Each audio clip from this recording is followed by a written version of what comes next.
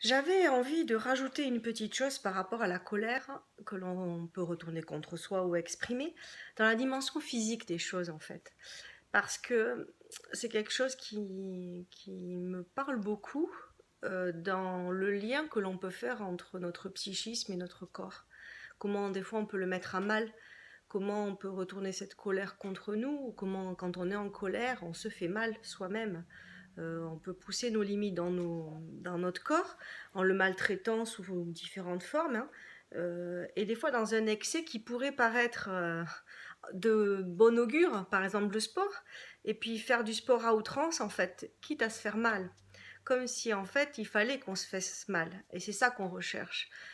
Quitte à par exemple ne pas faire attention quand notre corps nous tire des sonnettes d'alarme en nous disant attention, tu prends pas soin de moi, je dors pas assez, je mange pas assez, je m'hydrate pas assez, etc., etc.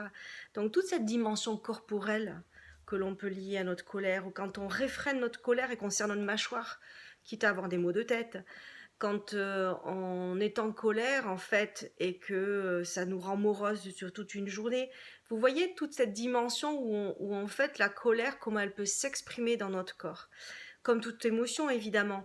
Mais comment ça se joue pour vous par exemple? Qu'est-ce qui se passe quand vous sentez cette espèce de volcan monter en vous? Quand vous sentez par exemple que inévitablement vous allez vous rendre à un rendez-vous X et que la personne avec laquelle vous avez rendez-vous, inévitablement, vous le savez, elle va vous mettre en colère tôt ou tard, quitte même à ce que vous génériez la situation pour qu'elle vous mette en colère de façon à ce que vous puissiez exprimer, sortir ce que vous sentez à l'intérieur de vous.